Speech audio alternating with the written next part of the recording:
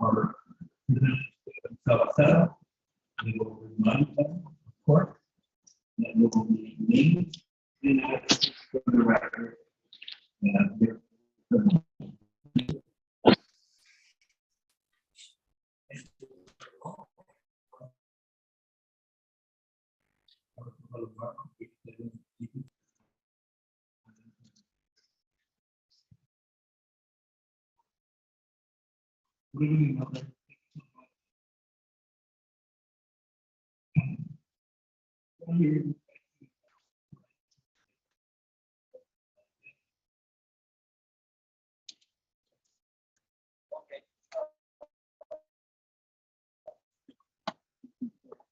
It's really bad.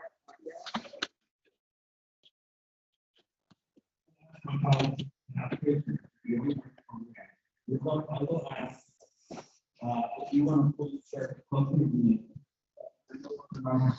So we will ask our presenters to please rise. We can take a microphone. I'm hoping to be ready. We're resting with people. It's awkward. Yes. You got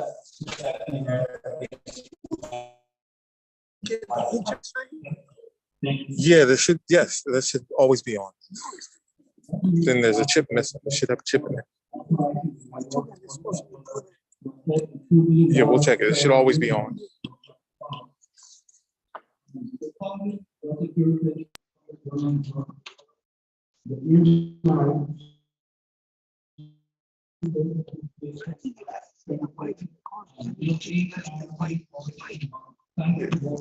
Yeah.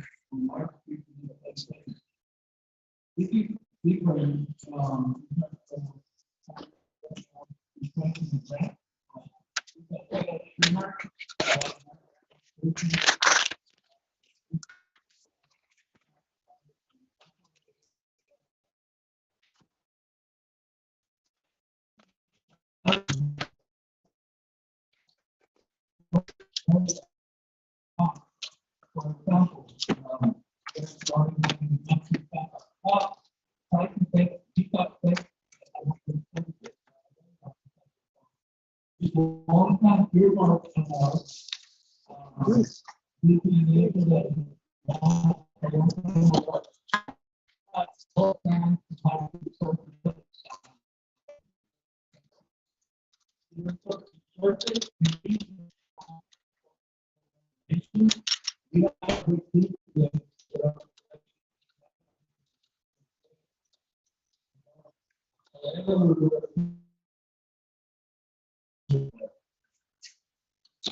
thank you. So far, we're gonna change location. We think that might help us on the panel actually hear you.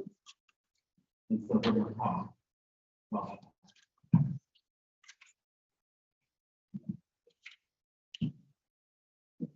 Speaker or the speaker?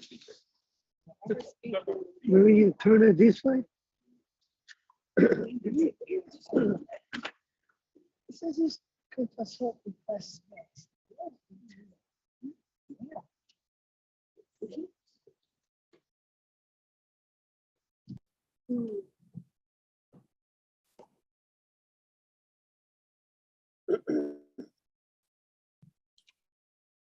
So, does that sound different? Is it better? Okay. I want to thank our fiscal analyst,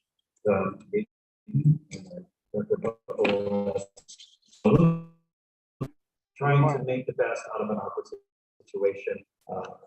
Please continue. I am welcome for presentation. I can go over these.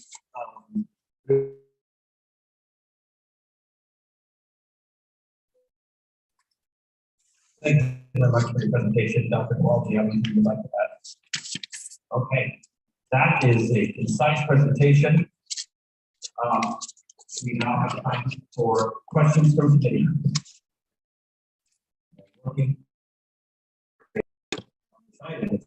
set federal funds to support the price, support the older health. Good evening, gentlemen. I'm okay with accepting the price. I've heard about federal regulations. Is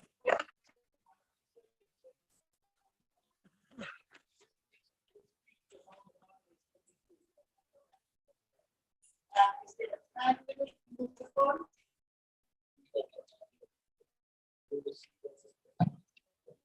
So the question is about when will we hear those, learn more about those federal regulations, and those regulations, are they likely to get in time frame for all of these that must be spent? Thank you.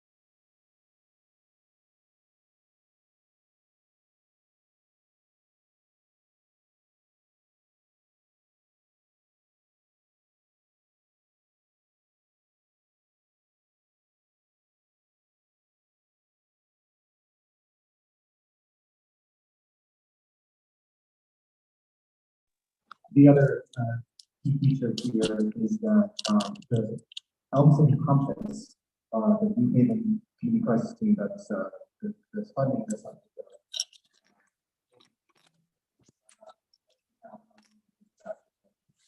All the development that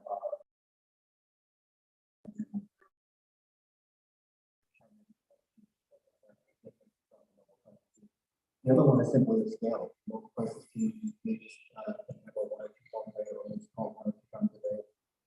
When we scale this program up, it's 24/7, and the company has ample capacity to handle everything that's done.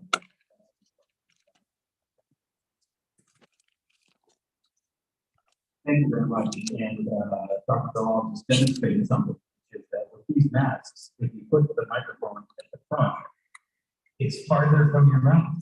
But if you put it to the side, it's closer to your mouth. People can actually hear folks' tips. The city staff will coming up later on. Put it close to the side. People will be able to hear you better. Thank you. Next on the queue was Alder Douglas, and then I saw Alder Burke.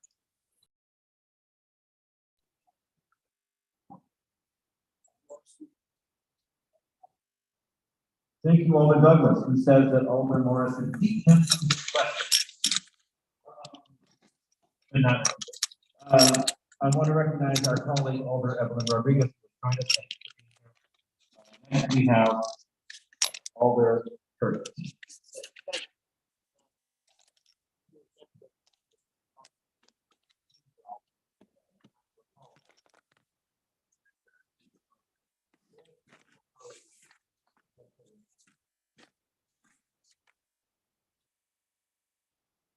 That's a great question, Alder.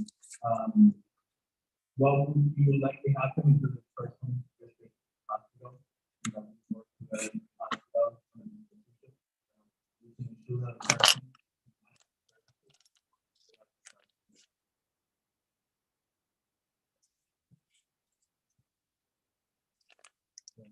I see Alder Santiago.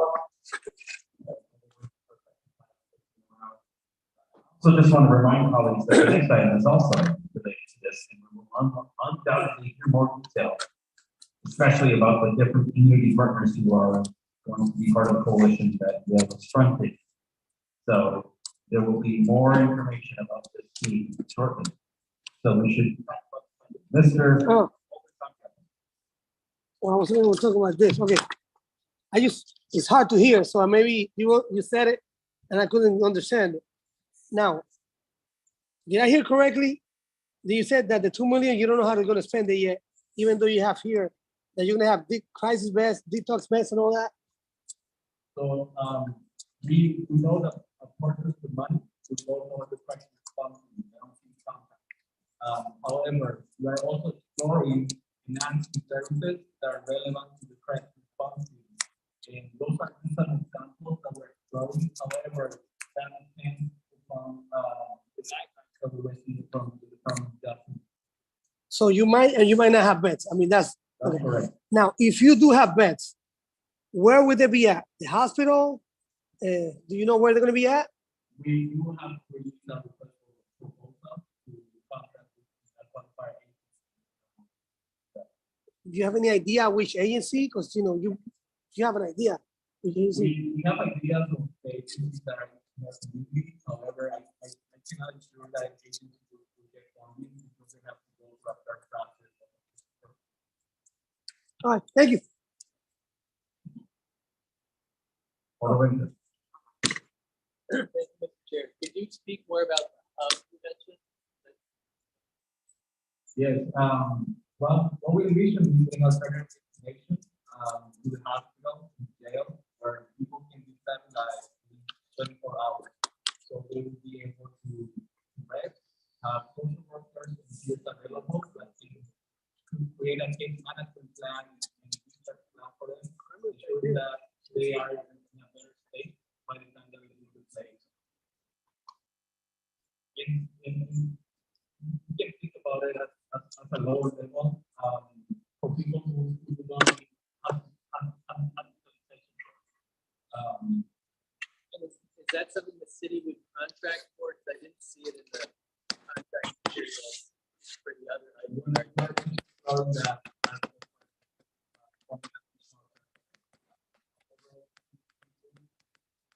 example, had Mr. Norman allow us to spend that money that way, then we will request for proposal. Finance by,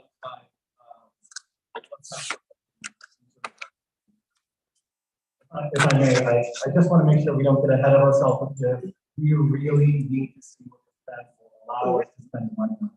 We are more than happy to talk about details about how silver centers, there's a whole range of services that can potentially be supported of the on-site campus team. Those ideas offered here were just examples. We don't know if they come to fruition based on this specific one. Thanks, but none of the examples you mentioned seem to overlap with the contracts for the They are meant to be examples that will support the core work of the on-site campus. So the on-site campus team very quickly goes to a call, sees someone who needs a level of care that doesn't meet hospital or emergency room criteria. They have a place to take them. It's the potential to be that's the way that But unless the federal government says we couldn't use this to fund the They don't know what they can spend the money on. contract. That's correct. But if we don't get it this money, we'll be looking for other folks to talk about it. All the rest up. Thank you, Mr. Chair. When, you may have mentioned this, but when do we expect this funding to arrive? I do not want to give a timeline. The office of Rosa de Lauro said 3 months. But I think that for sure tell you when. We'll be monitoring closely. We just don't know. Maybe it's just me. It's a little confusing because we have the crisis response team, we have Compass, we have this. I feel like we're running a bureaucracy here, and instead of us utilizing the partners we already have out there, we're creating a bureaucracy, plain and simple. And I don't know, maybe it'll all come together once the regulations come out, but it is a little confusing. I'm also concerned about, is this for 18 and over, or will we be servicing and helping under 18 as well? So for the under 18 population, where we have team, they are operated by people here. These they will be responsible for that. Just to clarify, we started with the response team. I told us that we're trying to bring human types into the team, so we changed the name to City Conference. Sorry, that's a little bit confusing now that I understand that. It's just me. Okay, I appreciate that, but that's one perfect example right there that we partnered with Clifford Games for our minors. So, and it sounds like we're partnering with other agencies. And again, All their that the next item is about exactly that topic, and they will be here. So let's hold that until they're up to the platform, the details of that partnership. And I'm also just confident of time to move forward. So any further discussion from you about the money? well, something that was mentioned, can I address that? And that was in regard to PSAP. Okay. Will they be properly trained to manage these calls? And what type of training will they be receiving? So we don't get ourselves into trouble if it's not accurate. Absolutely. We have been working for 18 months to get back to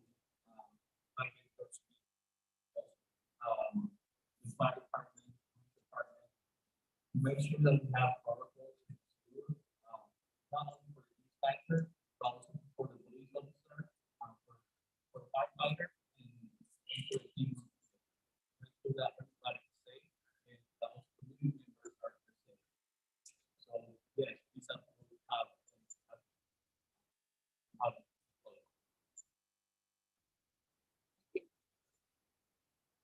go, that's how. Alderman Morrison, you had another question?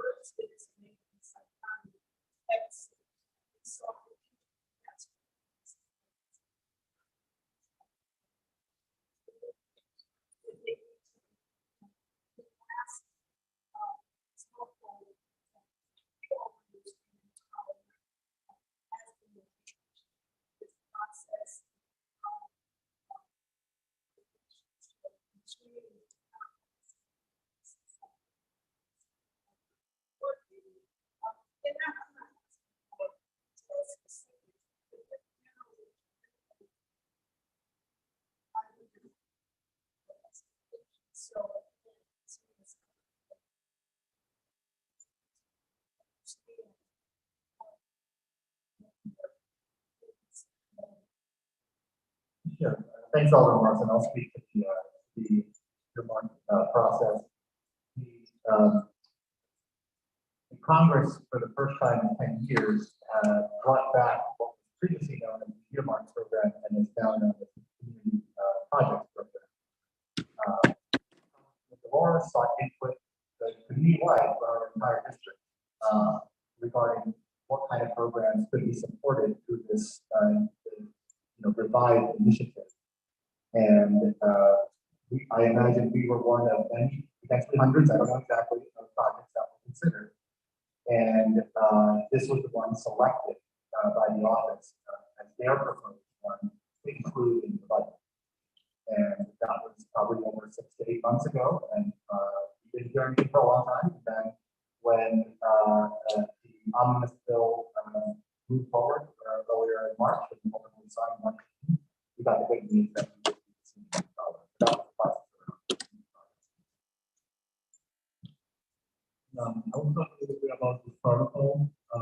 So basically, whenever we rule out that there's not a medical emergency, serious violence, or public threat, public safety, the LCD will be able to release that by itself. However, the majority of the calls will be either the key arriving on the scene after a first responder arrives, or there will be public dispatch every single time. Why are we doing that? Because we want to understand better the nature of the call. We want to understand better the response time that it can have when they go by themselves. We want to understand better whether they have capacity to handle the call by themselves and ensure the safety of the team and community.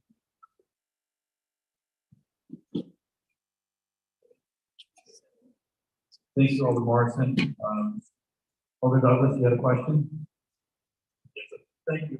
In spite of the federal guidance,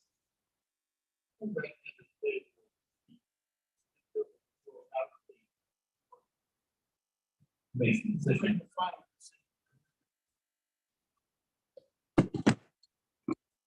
I understand your question correctly. The federal government will give the money directly to the city of New Haven. And then we, as long as we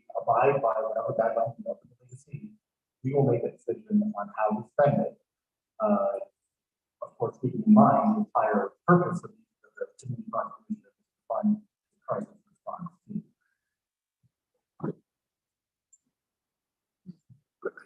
Please go over on this, and you can also look back to the point that all has to be earlier about what to hear back from our city staff after the regulations have been promulgated, and they have more definite ideas about how we want to keep the fund. Okay, so that is the earmark of $2 million from the federal government to support programs and services related to the crisis. Now we're going to move to the next item, which is about the partnership with various agencies and organizations that will actually provide the service. So it's very much related topic. It looks like we have another debt coming our way. So,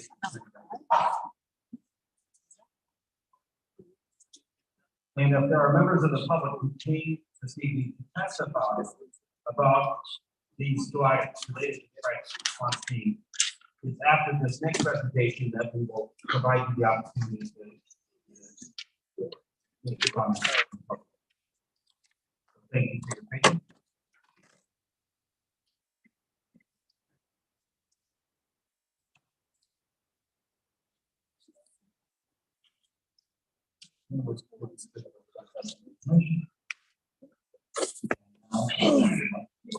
And remember, what we do, we get like a run, but thank you so much. We are here with my consultation, we have a 3-year, 2-month contract, with the university, for a total of $3,513,217.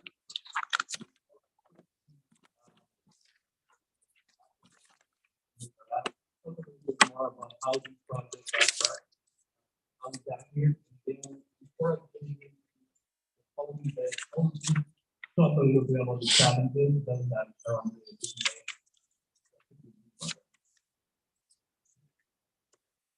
Thank you. I'll just give a little bit of background. I'm many of you are familiar with the background. This is a very quick refresher, so we're starting at a point where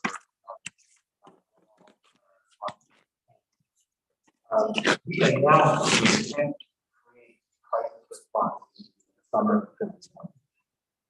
Since that time, we went through a extensive, what I would say informal communication, where we would have conversations with community members. We would reach out to other cities that had programs like this so that we could learn about what the program entailed. Ultimately, what we decided is that we would need a formal community engagement process, planning process, as was recommended by many of the other towns that had implemented such programs. Because that was an indispensable step that we should not skip when you're trying to implement such a program. It's much more complicated than one might imagine. You have to learn subsequently. So at that time, we released a planning and community engagement RFP, coupled with a pilot and implementation RFP, of which our intention was to have entered the planning phase with a vendor, and upon successful completion of the planning phase through community input, we would move on to a pilot phase. So the planning phase began in earnest in the fall of 2021, and continued most of its activities until up until the early part of this year, and there's a few activities remaining in the planning phase. We aim to maintain the same contractor that responded to the RFP to participate with us in the pilot phase of the program. And so that's just a brief kind of description of how we aim to achieve this partnership. What Carlos is going to talk about is just, some of the delays we had along the way, but also talking a little bit about in the slide deck about the results of that communication process where we are. Before you continue, I'd just like to recognize our colleague, Alder Sabur, who has joined. Thank you, Dr. Arun. Some challenges that we had, government, but the biggest one that we're hoping today. The first thing was, we had to wait for the contractor to decide whether to or not. And in no fairness, they had to start the planning process to understand what and go through the. Once we heard back from them, we also started to started gathering information from stakeholders, from what these housing study programs, and compiling of the reports to the at the same time, we found out that the original subcontractor we had the capacity to provide information to the PLC. So we had to look for a new subcontract. That took several months. We are now in a better place. We will talk a little bit more about that.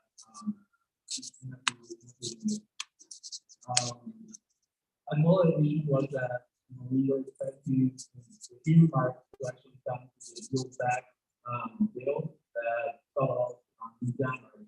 So that was another set of setbacks.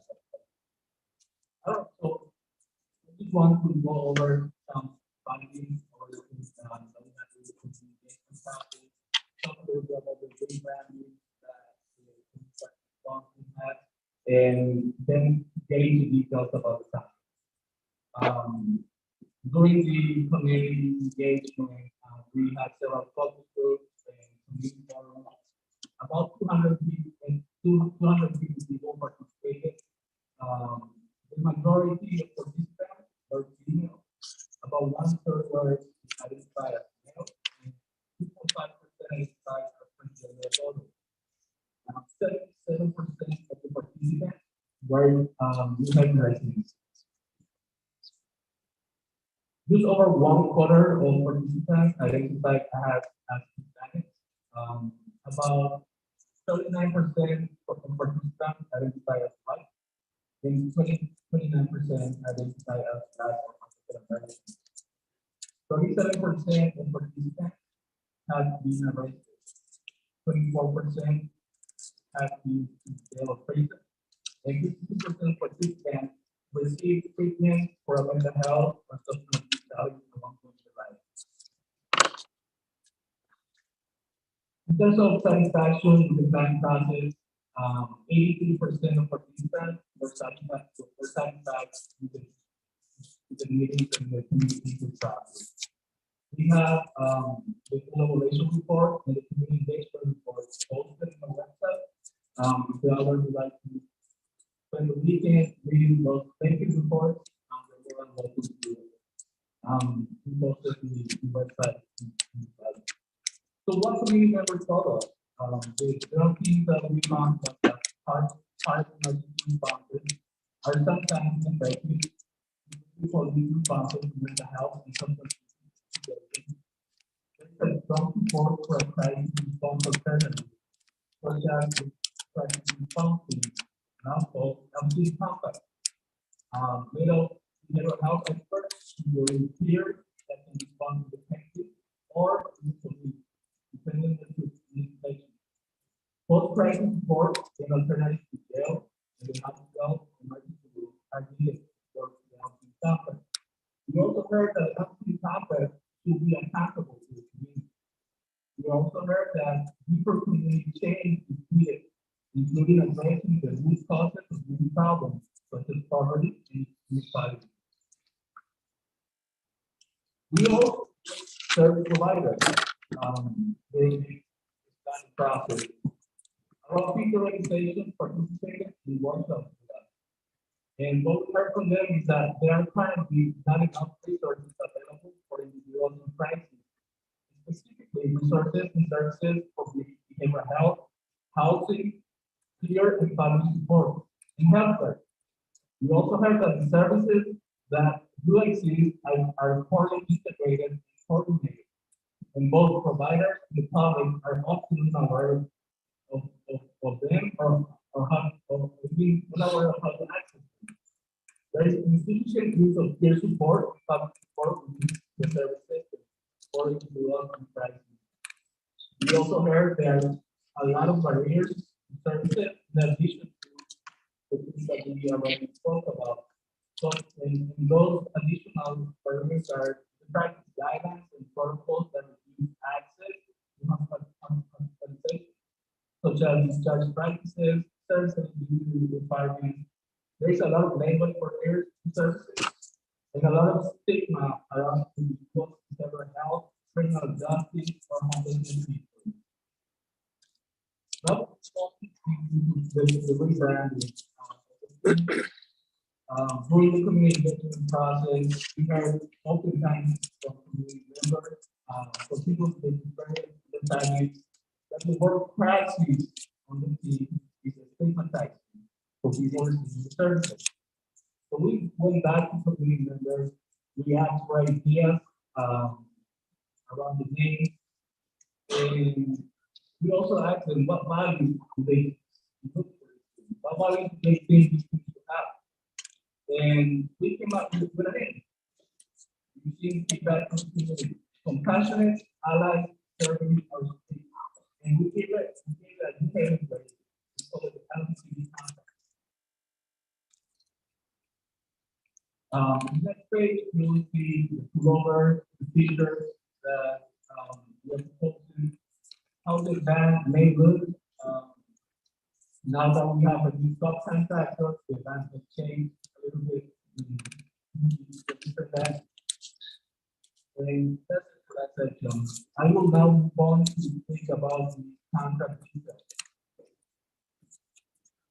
Contract period that we are putting forward for this consideration will run from phase approval from the grandfather, will run from May 1st, 2022 to June 30th, 2025. 3 years, 2 months. The contract cost, $3,513,842. The consortium,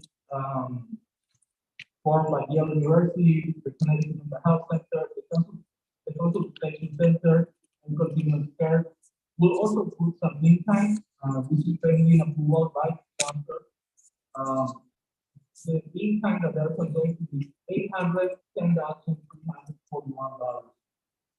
I just want to highlight that we have standard language in the contract for an audit to take 30 days, by written request for both parties. In the next slide, I provide a projected budget detail. Around 78% of the funds will go towards the operation. 19% will go towards the evaluation of the project. And 3% will go to the cost.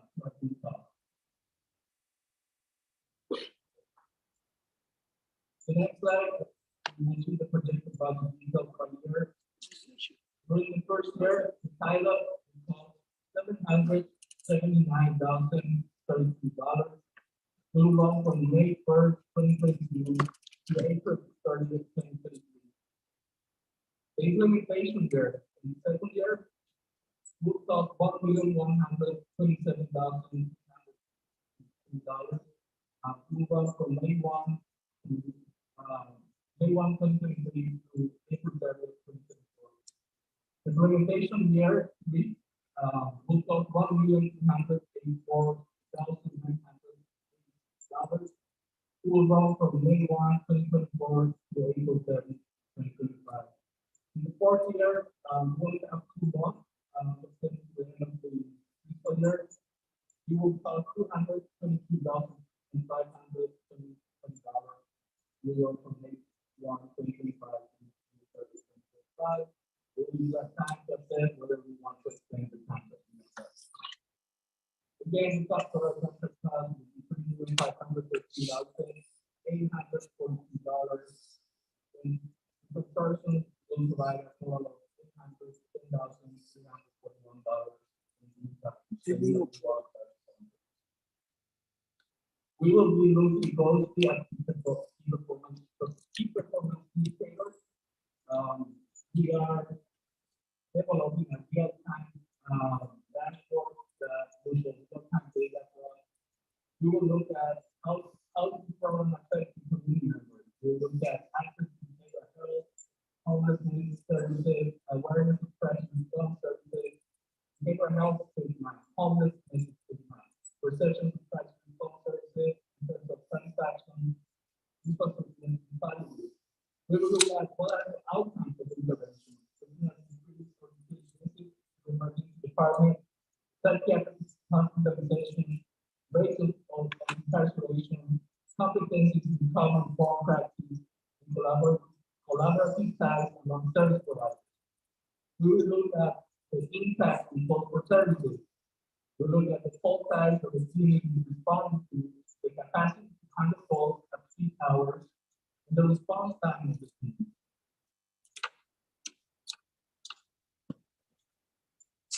In summary, we are here requesting the Borough of Boulder to authorize the mayor to enter a multi-year contract with them directly to implement on-city contract.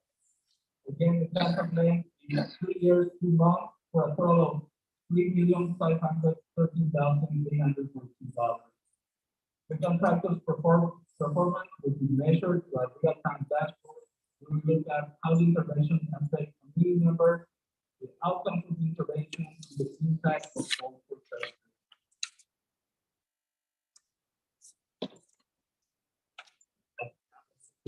I don't have a whole lot more to add to that, except I just want to make sure the board, the committee is aware that we do have members of this consortium representing the audience, so should there be detailed questions, we are more than happy to follow.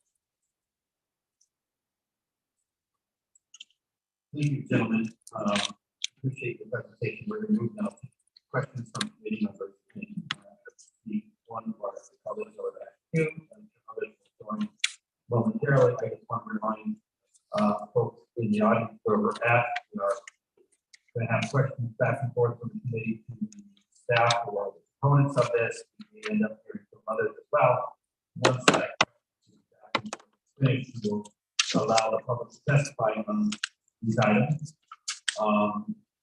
And then we'll close the public portion and vote on that before we take a brief recess and then move on to our workshops.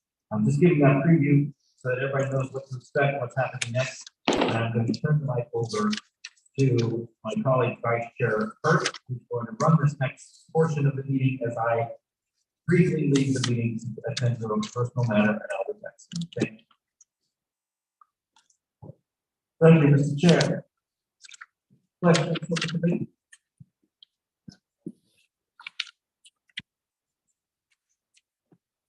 Okay, thank you. On board.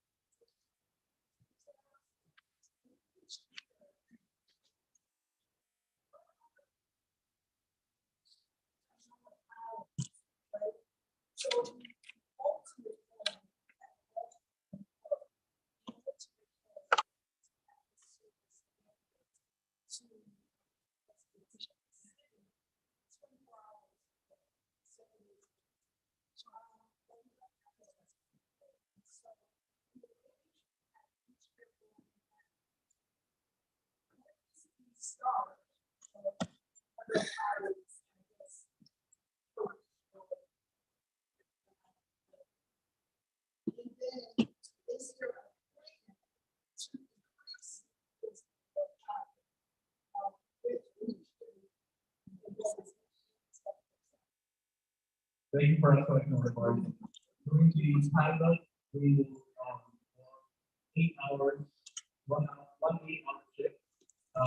Second year, we will increase it to 16 hours. In the third year, we will increase it to 24/7.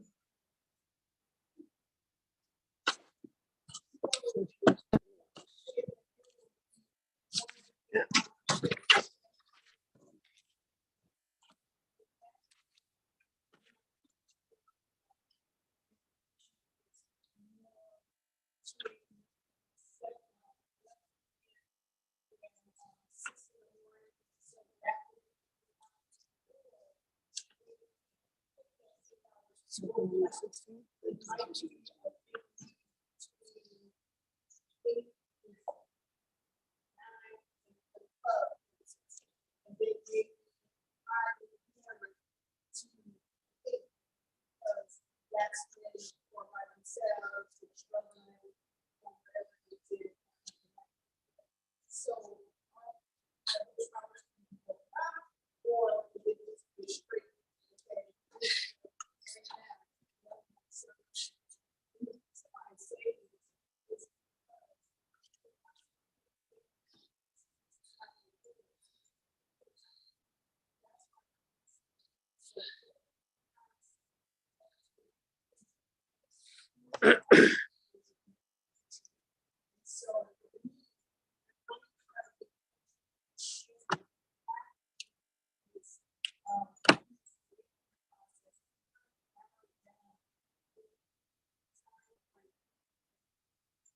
Absolutely, that's a great point.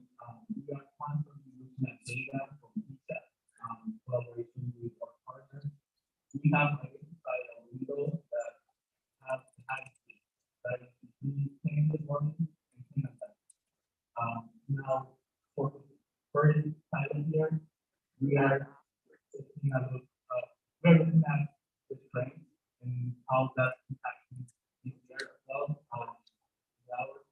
And once we get our subcontractor officially on board, we will decide the 19 hours will be the 48 hours.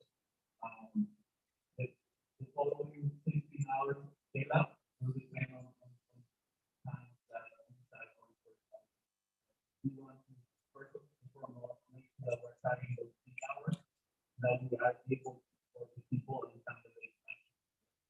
The rest of it will be split out to 24/7. That will come in the first couple of years. We want to make sure that the time is yes, we are thinking we have something about these projects and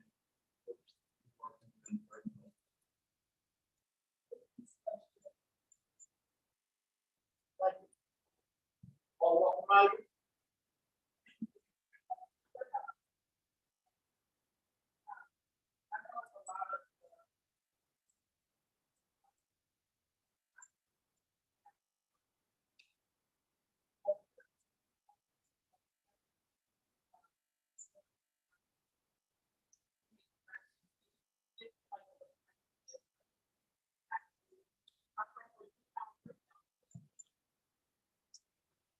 I do not have that breakdown, but I can call our contractor more about engagement, how we can forward to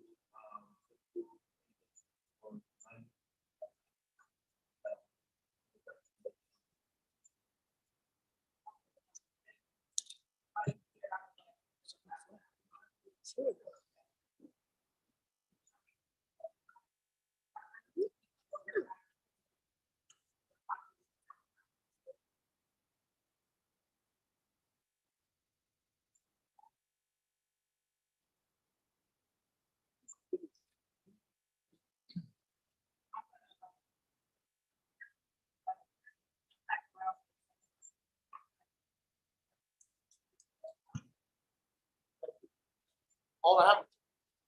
Thank you, Vice Chair. Yes. It's not that it's $3,533,840. However, that doesn't include the in-kind services from continuum of care. If I'm reading correctly, the bottom here, right? The total cost, including the in-kind donation from continuum, reaches to $4,590,566. Is that correct? That's correct, but the city on for the premium $513,846. We will now be covering partners here.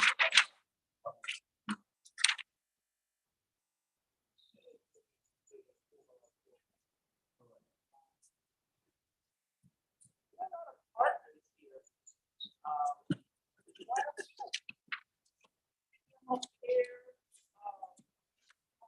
mental health, public safety, fire department, social department, emergency operations,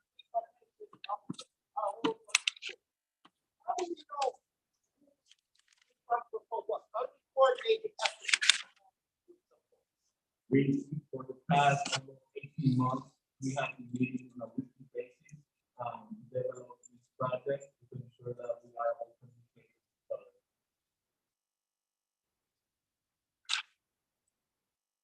What's the conclusion of the fact? So just to comment a little bit about the organizational structure of the project that the contract goes through. The project is housed in the Department of Resilience. Carlos is overseeing it. He was overseeing it before he was appointed as acting director of the department. He was overseeing it, so he is the ultimate city staffer responsible. Reporting to him is the lead contractor, which is the Yale Seniors Partnership. The project director there is Dr. Jack Teagues. Dr. Jack Teagues is still there. And then it is the project director's role to coordinate the various implementation partners. Service itself is going to be offered by continuing. We'll be operating the mobile crisis vans, hiring the staff, supervising the staff, training the staff. So the contract structure will be the dollars, but it's a majority of the dollars subcontracted continue to benefit.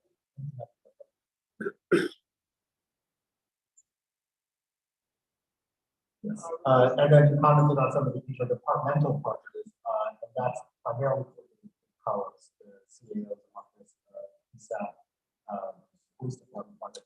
We had a internal. So one thing, I would be, want to hear the final, what the coordinating to see how the process flows with all the different groups of folks, you know? Would be good to hear, come back to it. How things are flowing.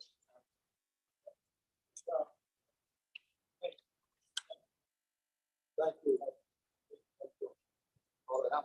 All Festa? Thank you, Mr. Vice Chair. Just to continue this conversation that my colleague just mentioned, why not just develop a task force and bring in all these partnerships in a room, kind of like HOTS, the Homeless Outreach Task Force? It works really well and it saves us a lot of money. And they all communicate with each other. And it's amazing what happens at these meetings. I participate a majority of the time every month, and it's literally all the outreach workers. It's all of the agencies that are out there that cater towards the homeless, and they communicate in one forum, and we get the work done. It gets accomplished. So it's a little confusing to me, again, why we need to spend this money on something that we should probably be piloting a task force to make sure that the agencies are all on the same page and communicating with each other. That's one. Two is this special fund money, or is this going to be part of the general fund? So I'll take a crack at the first one. We have engaged partners throughout the process, including many of the same agencies that participate in the hot meeting. And we identified there's a gap in terms of immediate response services, which can be dispatched through our PSAP call center. That was the gap that was identified, and identifying staff that could go to those immediate response situations that were not police. That was the gap that was identified, and we syndicated this through the process before we hired our contractor at the time. There was almost universal agreement that was a real gap in services in that city. So I think we have a task force and we have stakeholders that are participating in this process. Some of them will sit here on the material, some of them are participating in a more peripheral way. But I think for this type of program, it's difficult to implement as just a collaborative process because you really need that municipal infrastructure. Say, hey, a call is coming in, I need a team to go out there right So that's kind of the nature of the difference between this and potentially the homeless outreach model. In terms of special fund versus general fund, I kind of use that, we have a better handle on it, so. There were general funds allocated, some general funds allocated, like response to, earlier, we will keep some of the program. During my workshop, I will be requesting to continue the same level of funding. $625,000 directed for the fund. And I will be requesting to continue the same level of funding because we are not sure when this program will come. So we want to start up the program with program.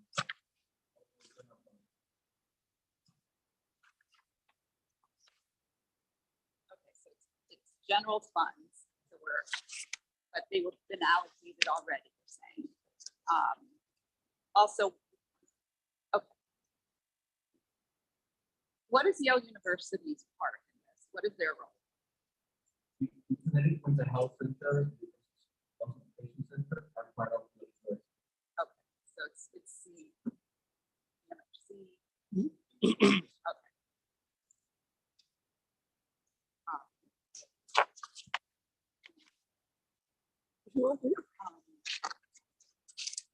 Are we still, we're gonna be servicing mainly New Haven residents, is that correct? only New Haven. We will make New Haven boundary. If we're servicing anyone outside of New Haven,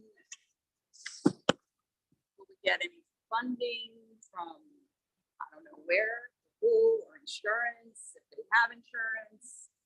We do not expect that it will go outside the boundary. In terms of insurance money, a conversation that we're having today. So we hope that in the future that will be part of it.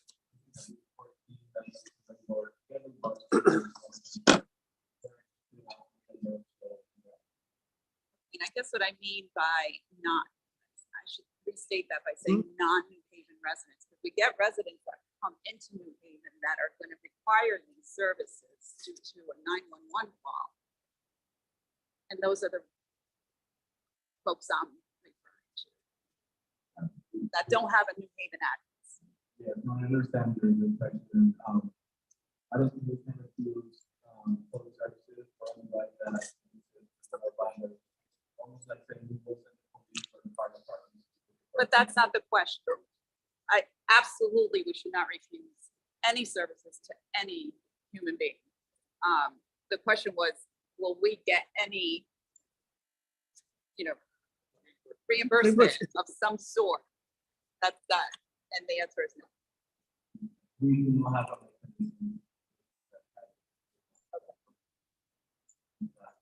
Thank you. Thank you, Mark. Thank you, sir. Thank you, Mr. Chair. To follow up on my colleague's questions about the structure of the program, can you explain more how Yale and Continuum of Care's responsibilities are divided and what the chain of accountability is here? Because we've got the Department of Community Resilience, we've got a special projects coordinator and the CSA director on the city side. Then we have Yale, which the packet says is the overall management of Compass. And we have Continuum of Care, it says the management and supervision of Compass service delivery. It just seems like there's a lot of chefs in the kitchen. So to speak.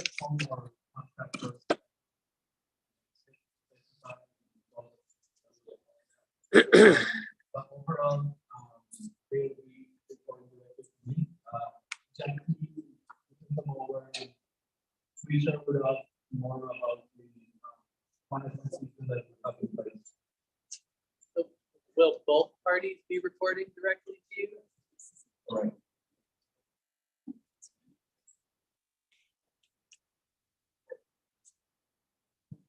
Have a seat, please. Get your name and address for records.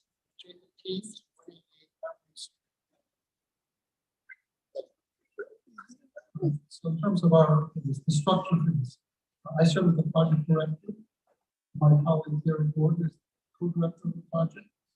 And we're responsible for all aspects of the continuum of care will be responsible for the direct crisis response teams. So they'll begin with that 1 8-hour shift, and 2 teams, 16 hours, and 3 teams for 24 hours. And there'll be people at continuum of care who will be responsible for supervising those teams. And they'll coordinate that work with the overall project team. One of the things, just to clarify, that may be helpful, is we view Elm City Compass as really having 4 components. The foundation for Elm City Compass is the crisis response team. Individuals in crisis, as we've heard from community members, need an alternative, direct alternative for crisis care that they feel comfortable accessing and that can solve a number of issues directly through mental health or housing. That's the core of the team, but they provide that service and receive the majority of funding to do that service. But we also know, we heard from the community, and we know nationally, that it's what happens after that crisis response happens that is the key for the whole system. And there are many gaps for people after they get those services, where they don't get that connection. They don't have a hub or a stabilization center. They don't have referrals that quite work out. And so a little while later, they come back into the crisis. And so having a team is not enough for the system. As important as that is, that's not enough. And so what we need is a system. Apropos of Uvaldo's response earlier, that's exactly one of the purposes of Compass, is to bring together all those folks that are serving individuals in crisis. Individuals that serve adults, children, the faith community can be involved, schools, wherever there are crises, we want to bring that group together. And that group can help identify and co-create a system for behavior so that the gaps that are in services that we heard from the community and from those 50 service providers that we also work with, there are many gaps. This would be an opportunity to bring those folks together and to reduce those gaps. Maybe get some additional funding to reduce those gaps through these services. So the third part of crisis response is the community. Developing community advisory board. We're in the process of now identifying its representative of the neighborhoods throughout. We're also trying to make sure that we build a public information campaign about Compass so that people in the community can feel comfortable calling it, they're aware that it's happening, they can feel that they have access to this important resource. And the fourth part is the evaluation. One part of the evaluation is the quality, continuous quality improvement process that Mr. Social embarked on. We're going to have data dashboards in the field by the team that will tell us about the types of responses, types of services provided, the people that are served, and that will help the team make adjustments from a week-to-week basis, working with first responders, police, fire, and others, to try to make sure that those services are exactly what we need for that particular neighborhood, for that crisis. But in addition to letting them know we have continuous program, we're going to try to see what the effectiveness of the services are. How effective are they for individuals that are served? How effective they are for communities in the process, and how effective they are to build services in the community. Just to clarify, you mentioned all the various service providers, but this is just for 18 and older, and that the services for children would not be in direct coordination with this program. They would not be in direct coordination with this program, but what we learned by bringing in the 35 organizations, 50 service providers, many serve local. So many, say probably a third of the folks that came in serve children. And so they wanted to be there because this is also relevant for their system. So they just like they serve adults, they want to make sure that they were part of a broader effort to coordinate crisis services. And we're not saying we're going to leave that system. want to create that system and bring people together, just as the old had said. Because we think a lot of good things can happen when the same groups of people get in the room and identify the problems and solutions that they can themselves. So is the consultation center's role then more in the ongoing support as opposed to the like first response that continuum care is providing that accurate? Correct. Provide the overall direction and support, continuum of care, providing the on-the-ground services, crisis teams, the supervision of the peers, and the social workers on a regular basis. But they're going to see on the ground what's happening with the teams on a daily basis. The consultation center will be responsible with them about what's happening with the teams, but also within the service system, within the community, and also in the organization. And you mentioned the team having access to data determining whether this program, this experiment is effective. Will the public also have access to that data in real time to see what the response is and whether it's effective? We'll create, I was also very much requesting real-time access to that data. Because once you get back to first responders in the city. And so through the community advisory board, we'll create aggregates of the data that's happening so they can keep track of how we're doing and to provide ongoing feedback through the process. If there's something that we're missing, if there are groups that we want to hear about that, and we want to get direct feedback so we can change what we do. Thank you. Alder Douglas.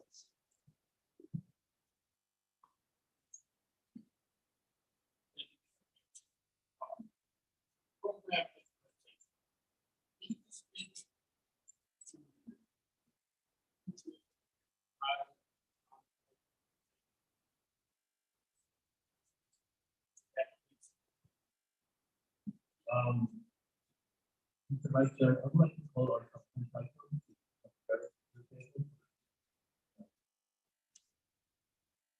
Clyde Walter or John?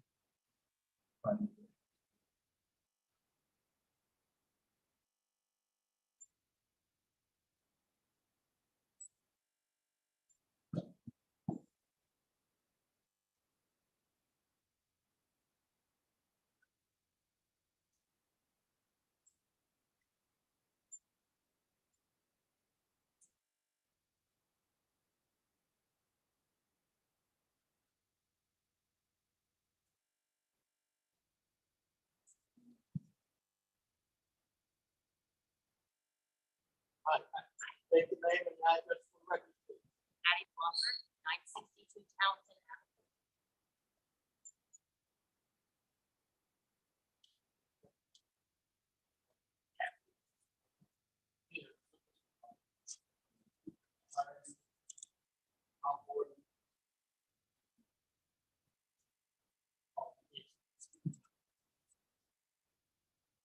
Each of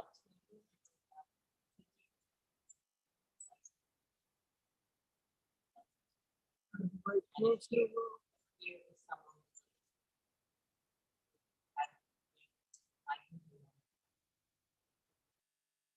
of our peers, by the way, already. You're here? Yeah. Sorry. Usually my mouth is big enough for that microphone. We have many peers that we train. They are CMHC, they're going to the hospital, they are at the clinics, they're at locations around the city. Those are the peers that we will be using to accompany the licensed clinician when they go on a mobile. Does that answer your question? Okay.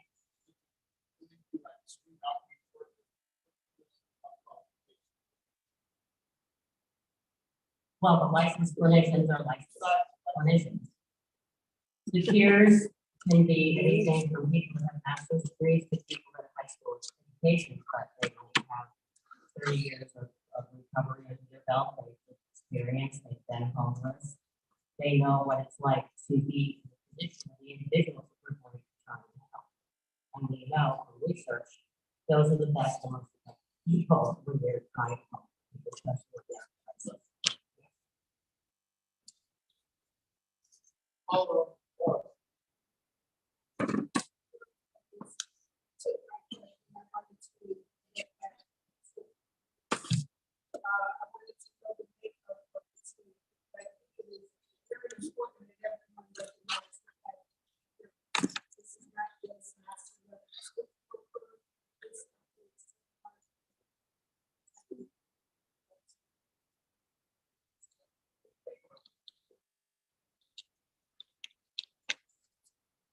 best.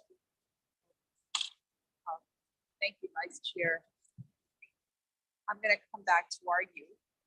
I am very, very, very concerned about our youth and their mental health. We have a very young city, and there's really nothing concrete on here. Want me to stay going?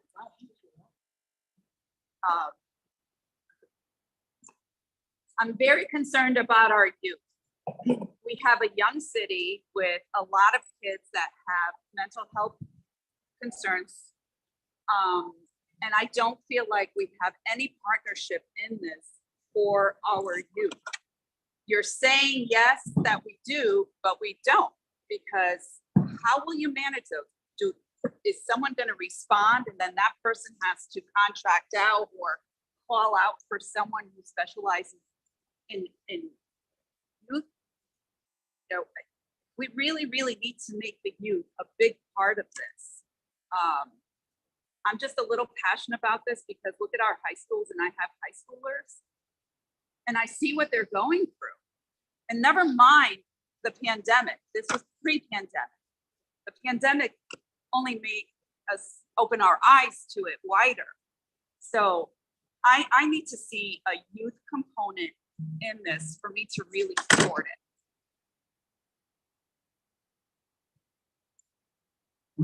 We have established partnerships.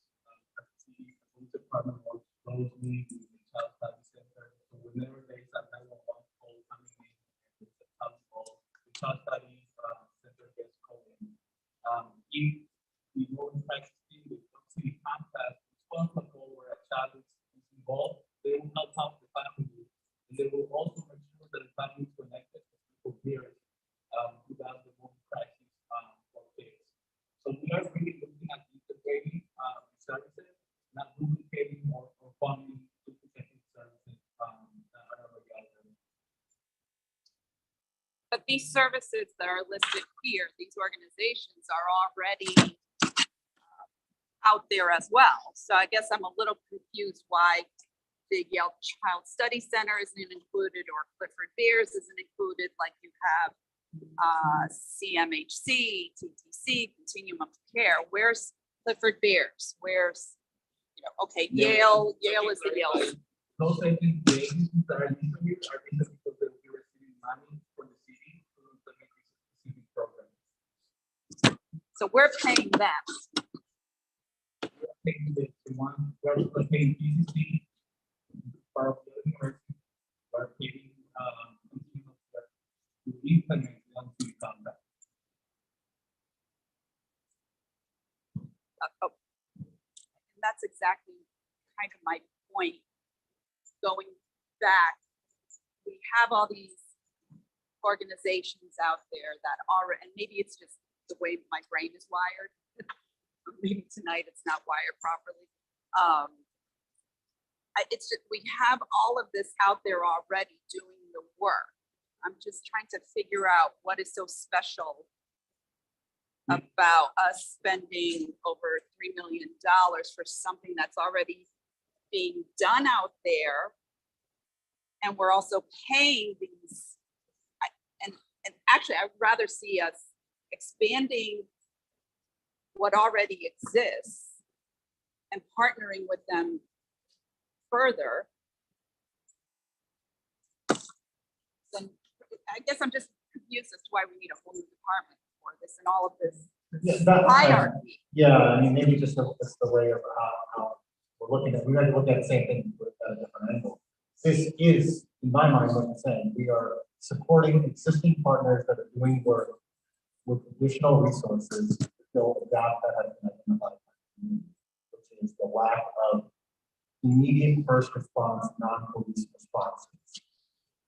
Nobody was doing that outside of the limited scope that the mobile crisis team was doing. They get that limited capacity. And for children, Clifford Beers have been doing this, they've been doing it, we consulted with them very early on.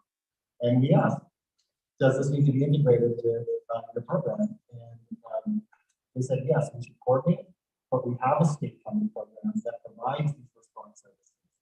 So the gap that we identified was adults. It was not a similar type of program for adults, with the exception of the mobile crisis team, which that faced the same limitations. So that's what this is. This is funding groups that are already doing work to expand services into an area that are. Okay, I appreciate that. Thank you. More questions from the commission? I have one. I thought it was Doug asked about our. Thank you.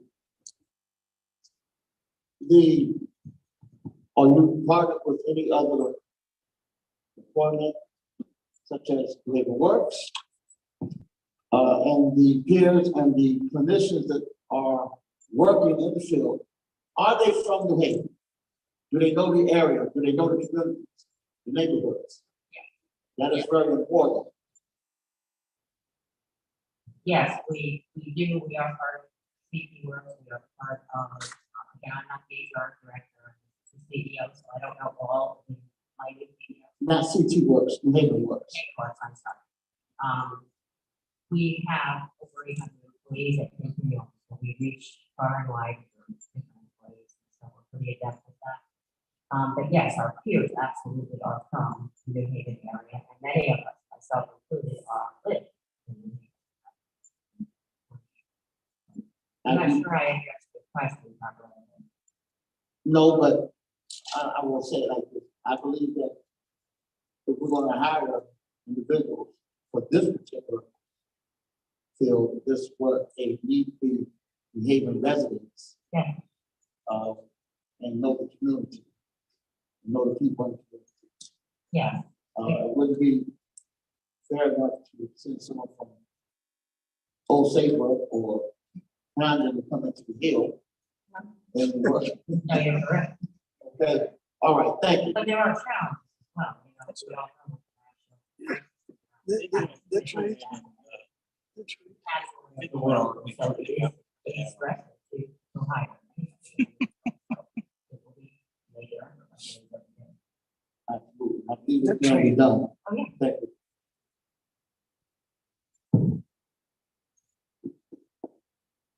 Thank you, Alder Hurt.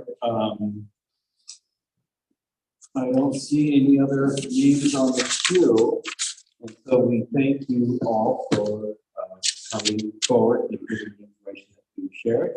We would ask you please to take your seats. There may be a chance that we'll call you back if any other questions come up after we hear public testimony. So thank you so much. And now we're going to have members of the public come and testify. We're going to do it a little differently. We're going to ask folks if they are able, when we call on them to testify, please to come up to the stage. Right. Because I think people will still be able to hear you that. If for mobility reasons you're not able to come up on the stage, then we'll come down to you. Just indicate that you would need us to come down. And we have names on the queue. Mr. Vice Chair, thank you. First, we have Pastor Felsen Steele. Thank you, Reverend Steele. You may come up to the table. There's a microphone here that you may use. I assume you're adept at using a microphone, being a man at the clock. We will need your name and address for the record when you come. Thank you, sir.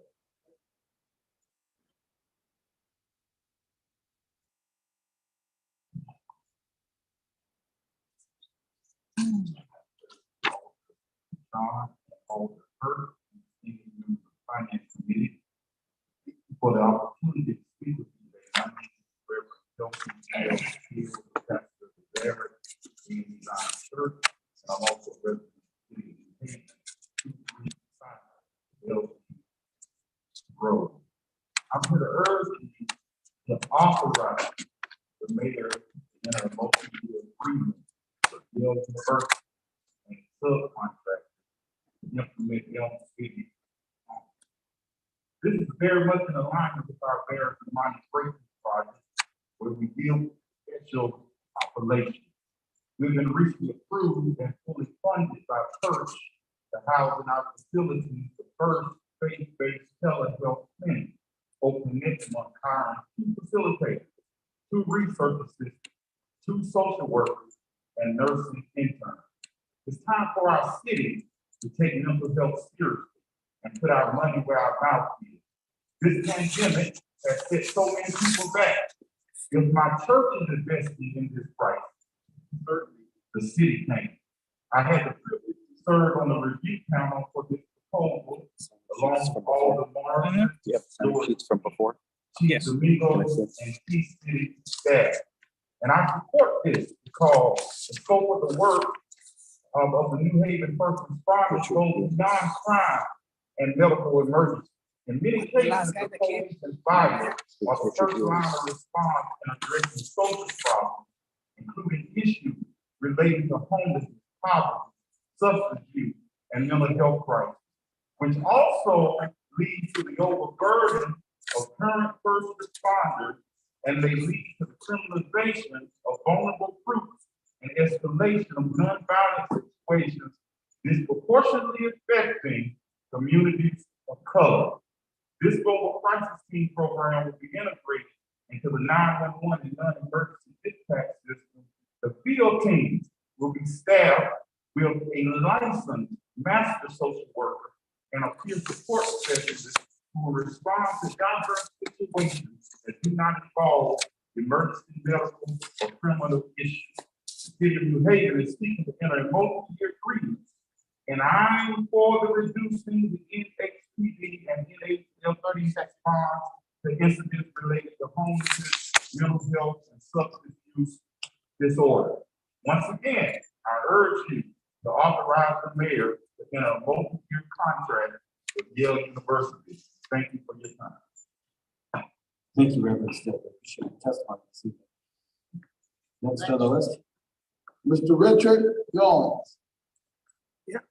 We thank you, sir, for sticking around. We had you up here before you were ready to go, and you're still with us, so we're grateful that you stuck around to testify on this item. If you are able to come up on the stage, please do, and come to the table before us. Grab the microphone and give us your name and address. Thank you, sir.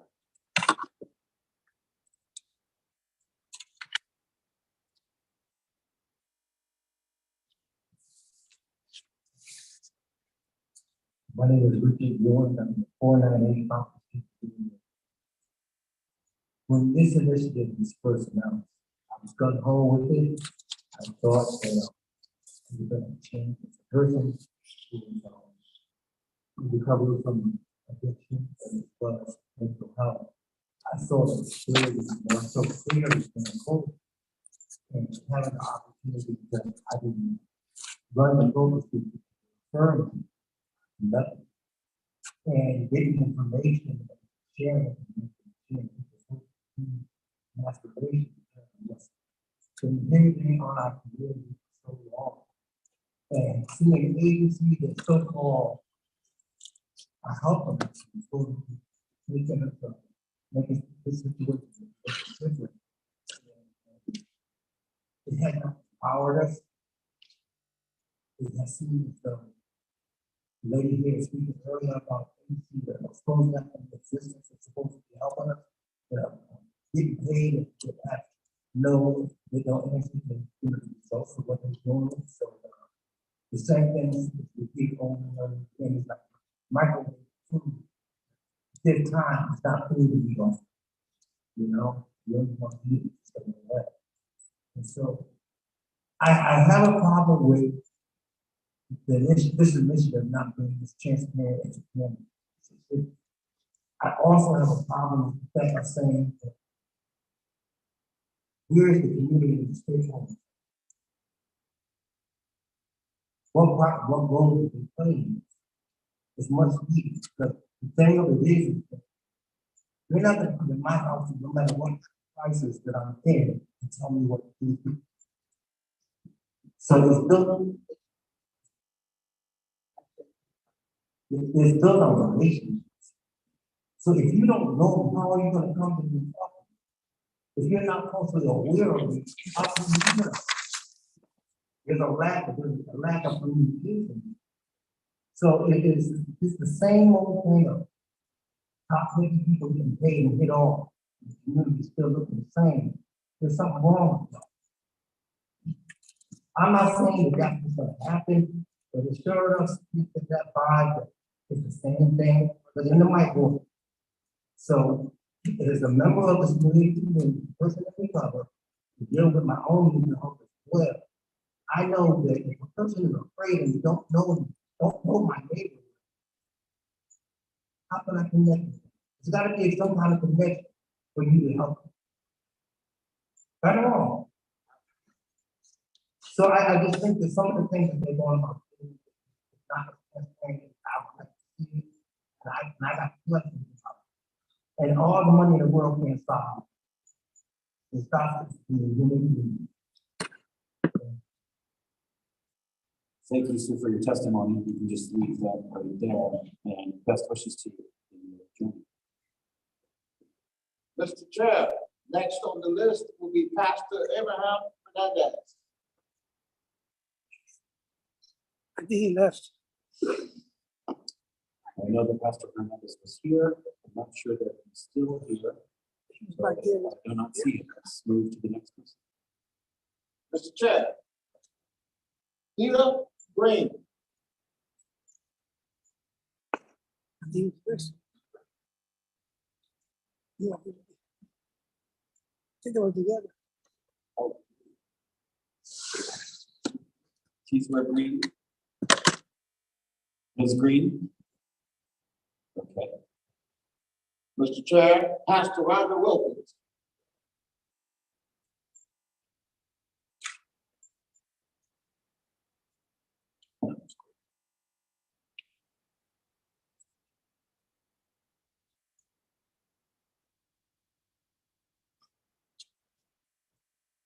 Welcome. Name and address, please. Thank you.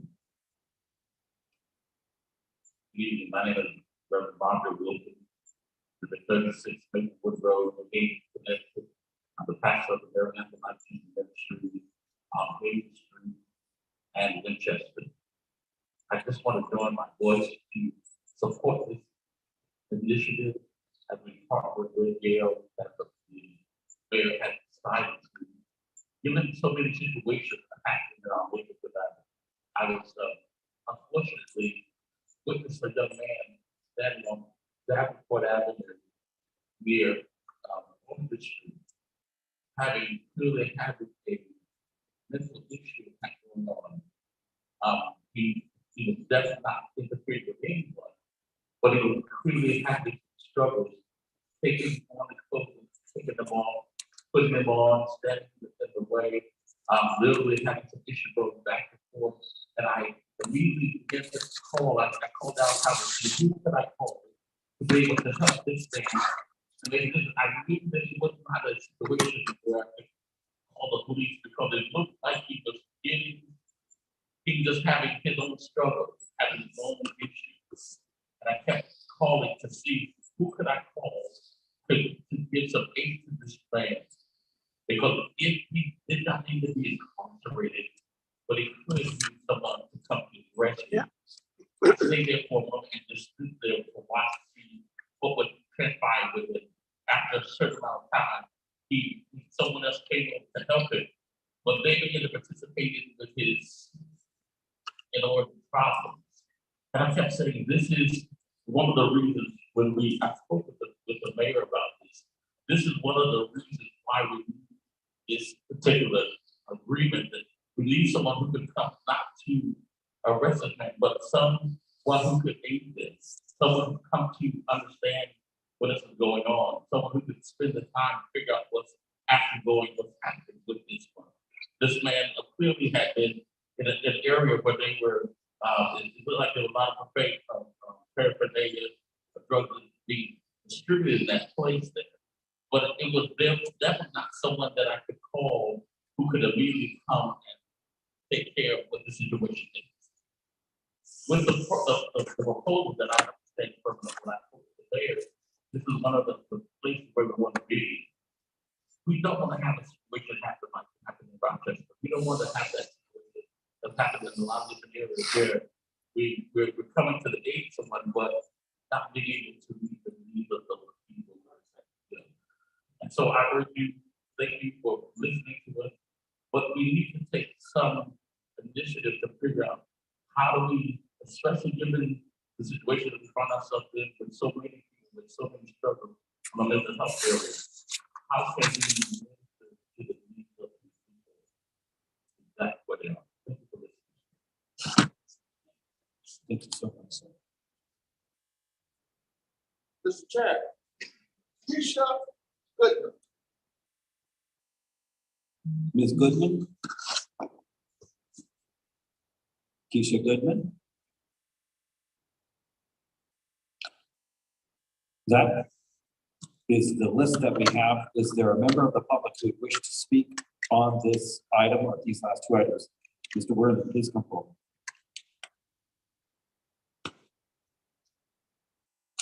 Right now, what's on the table is the $2 million earmark in federal funds to support this initiative. And now we're also talking about the multi-year contract with Yale and others to actually carry out services.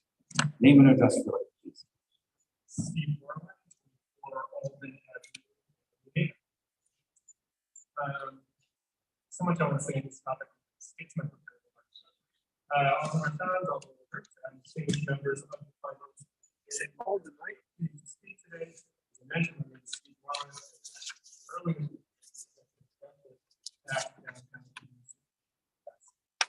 Just to be able to prepare that conditions to serve people experiencing living in poverty, providing food assistance and services.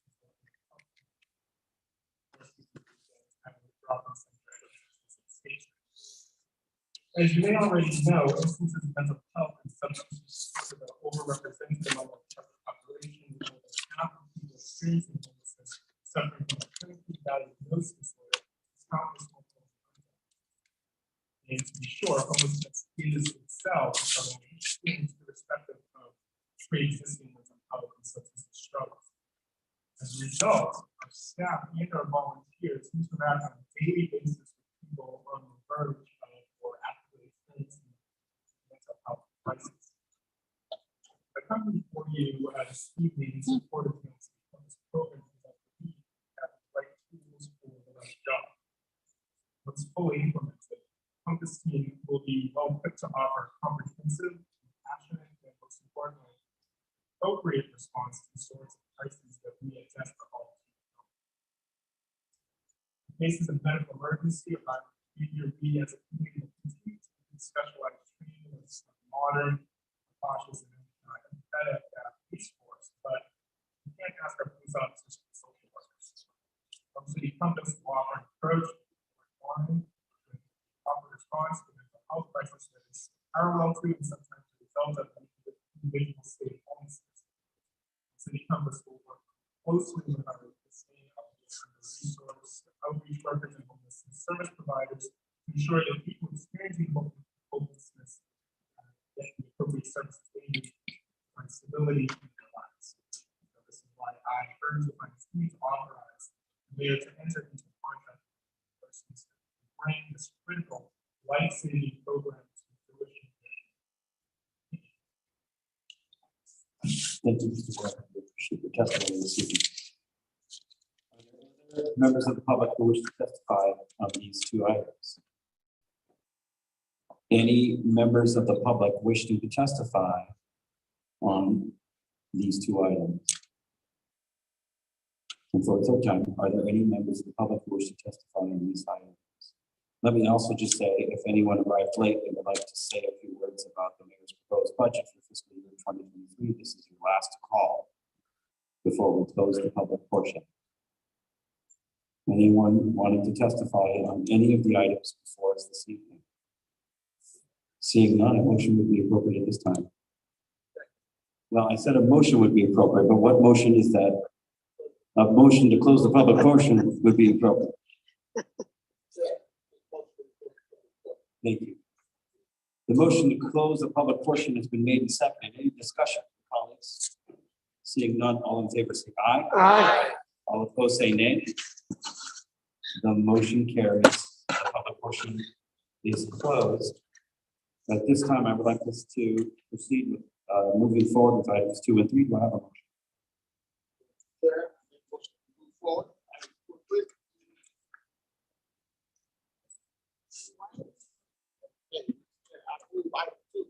Okay, item 2 has been moved Second. and seconded. Discussion about item 2.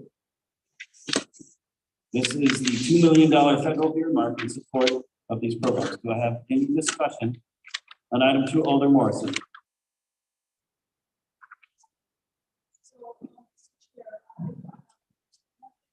We're going to use the microphone for deliberation so the audience can. Thank you, Mr. Chair. I support this item. As stated through the testimony, finally, there has been identification of this gap. And there has been funding, there is identified funding to help and support this gap. As has been said many times today, to be able to go right where the person is that's having the episode is very, very important, because as just last testified, when you see someone standing on the corner going through something, the first thing you think about is possibly a police officer, but you don't want to bring a police officer because sometimes those situations, just seeing the blue and white, can agitate a person that's dealing with mental health. So I support this item. I think that we have a responsibility to bring this money into our community so we can address these issues that are being faced by this population. I also wanted to add, there was questions about children. This has nothing to do with children. This pot of money is very specific for adults, 18 and over. There's Yale Child Study, Clipper Beers, DCF, so all these other organizations out here to deal with children in crisis. But for this pot of money, we do have a responsibility to bring this money here so we can provide this support. Thank you, Mr. Chair. Thank you, Mr. Chair. It's not many times that I've actually been on a queue to discuss issues, but this is one that I started out as a skeptic about, but after I learned more and more about it, I'm actually in favor of it, so I am asking people to support it for a number of different reasons. I think just sitting here today, hearing a different testimony, hearing the different questions,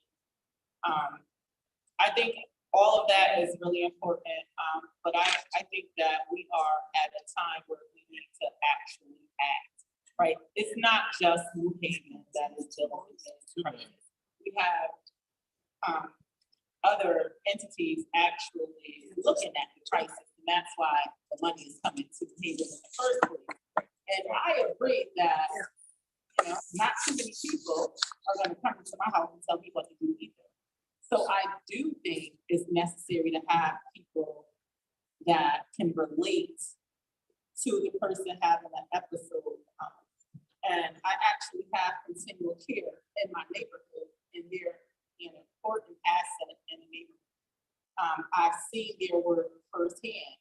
They actually do hire from the neighborhoods. A lot of their employees are from the neighborhoods. So I encourage people to actually go see what they're about.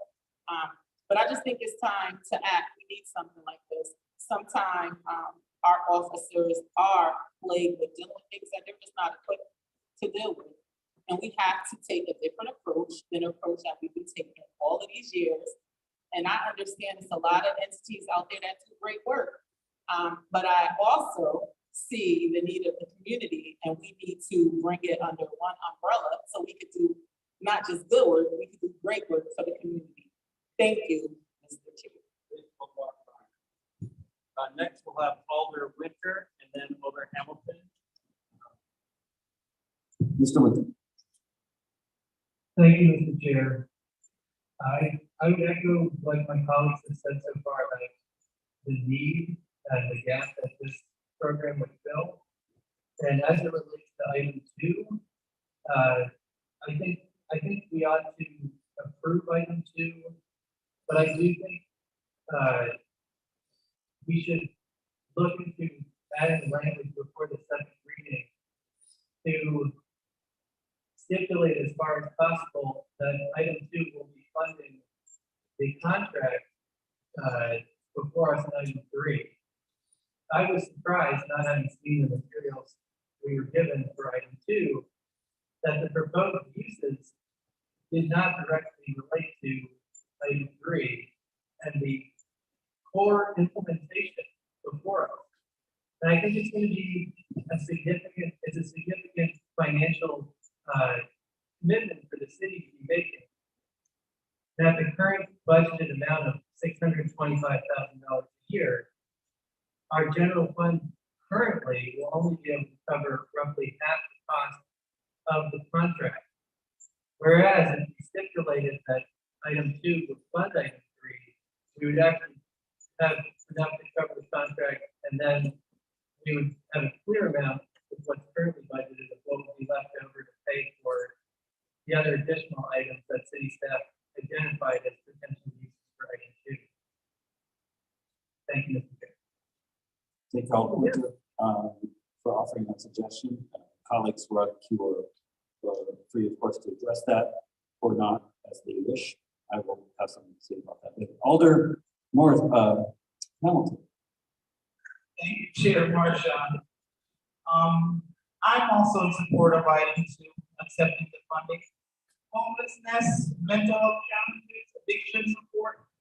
We need all of that in our city here to continue supporting our community, our residents.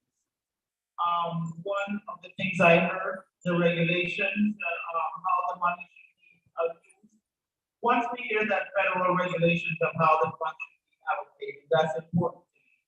I want to know, I would like through the chair that, these organizations come back to us to let us know how the funding will be used. And what are the parameters for use of the funding. That makes a big difference, to me anyway. But I am in support of us accepting the funding. Thank you, Chair Martin. Thank you, Alder Hamilton. Next on the queue is Alder Hurt. Thank you, Mr. Chair. Again, I will stand in agreement with my colleagues and supporting this item, making sure that we do the right thing by the money. I am very passionate about the work that I do, the community that I live in. We are ravaged with a lot of addiction, homelessness. So it is imperative that we have individuals that need and know the need of these communities. Again, I echo the comments of my colleague. No one can come into my house and tell me what to do. They cannot identify with the issue. So that's where I stand by to support this item. Thank you so much. Thank you, Alder Hurt. Any other comments? Can we send the microphone down to Alder Festa, please? Thank you, Alder Hurt. Alder Festa, will you, the microphone is yours. Thank you, Mr. Chair. I too support this item. I want to personally thank Congresswoman Delora for her support in getting this funding to our city. We all know that federal funding isn't easy to get, and I think we should be incredibly grateful to her for securing this funding to our city that is in dire need of support for our mental health residents, homeless, etc., that my colleagues already mentioned. So, and I echo everything that my colleague from Ward 21 mentioned in regards to the financial part of it. So again, I encourage my colleagues to support this item and getting this money to our city. Thank you, Alder Festa. Further discussion from colleagues on item number 2.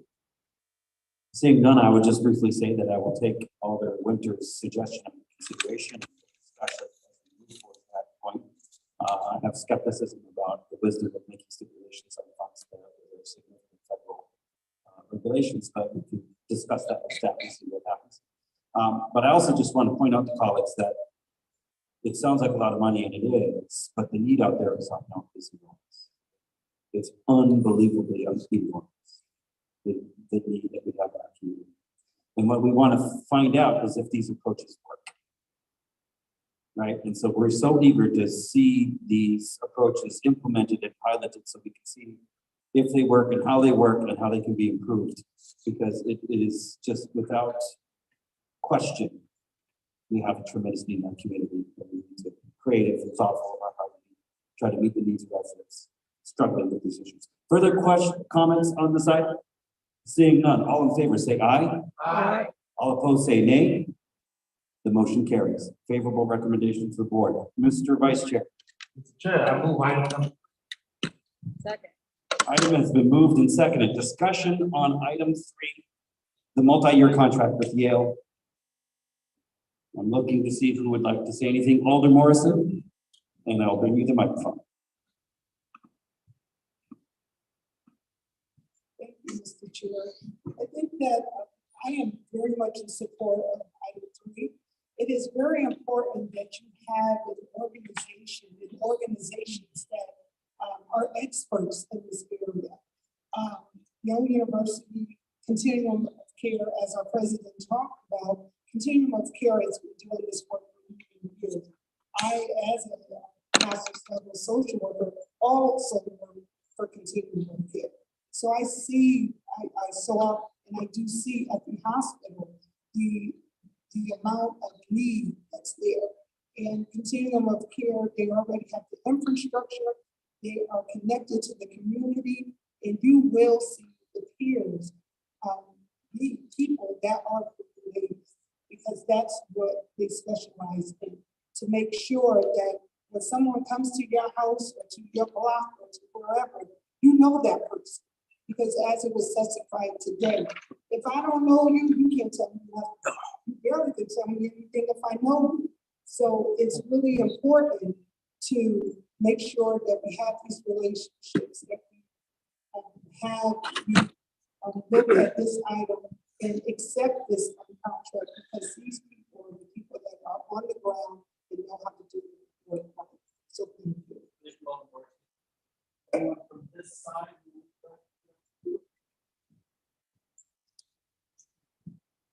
Next on the queue is Alder Winter. Thank you, Mr. Chair. I'll be brief. I think the alders from the 22nd board covered everything quite well. I do want to speak to one point, which was the concern that this is top heavy in some way. I think we all have that concern when new things are brought forward.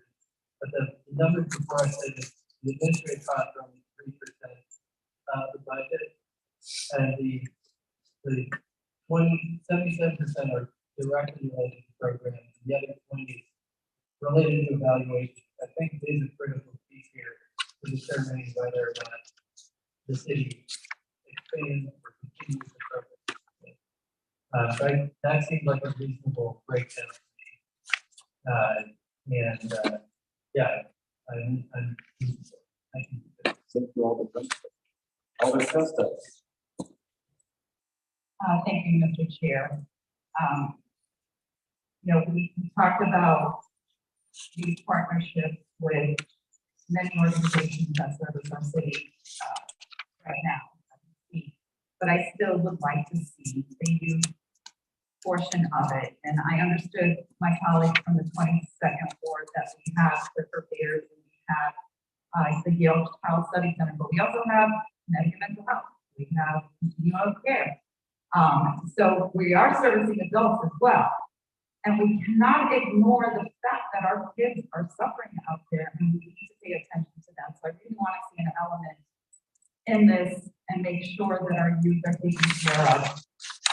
You turn on the news and you see a high school student that, shows up at school tonight, or there's a fight that breaks out. There's underlying conditions here, and our kids are screaming for help, and we need to address it. With that being said,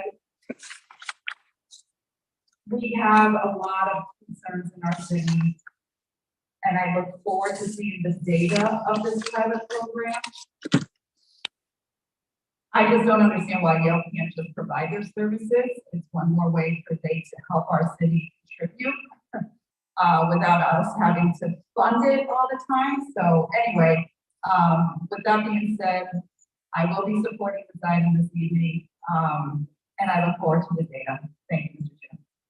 Thank you, Alder Festa. I see Alder Hamilton who's gotten on the queue. Thank you, Chair Martin. Yes, there are a lot of stakeholders with this, but I strongly support the item because we have to start somewhere. Our city needs the support, our community, our residents need this. So I'm in support, I ask colleagues to support the item as well. Thank you, Chair Martin. Thank you, Alder Hamilton. Further discussion on item number 3. Further discussion, Alder Hurt. Thank you, Mr. Chair. Again, I am in support of this item. Support of the Thank you. Thank you, Alder Hurt. Further discussion, colleagues. I don't see any, so I'll just briefly say that I agree that the evaluation portion is extremely important, given that this is a pilot and we're trying new innovative approaches. We need to know if they work, because there's going to be very big funding decisions in the future, right? We have already committed significant amounts of federal funds, American Rescue Plan funds to this department, and I suspect also to this initiative. There will be general fund questions that will be asked of us in the years ahead, and there'll be legitimate questions about whether or not future general fund dollars should support these services. Well, the data will be critical in helping us to discern the right answer to that question. That's the first thing I say. The second thing I say is that I would just remind colleagues that in these budget workshops, which we will turn to shortly, we will have opportunities to ask city staff about services to youth. When we hear from the youth department, when we hear from the Board of Ed, those are 2 opportunities to do that. So let's just remember that as well. Any further discussion on this item? Seeing none, all in favor, say aye. Aye. All opposed, say nay. The motion carries. Favorable recommendation to the full board. Our next item on the agenda is going to be the budget workshops. We're going to take a 5-minute break to stretch our legs and to get ready to hear from our departments. And so we'll be back shortly. Thank you.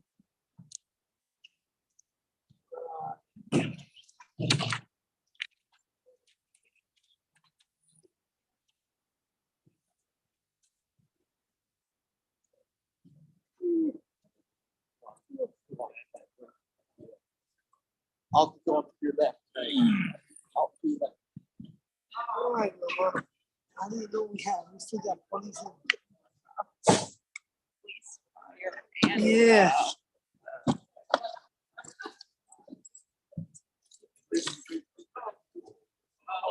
Try to forget about it. It's on. On.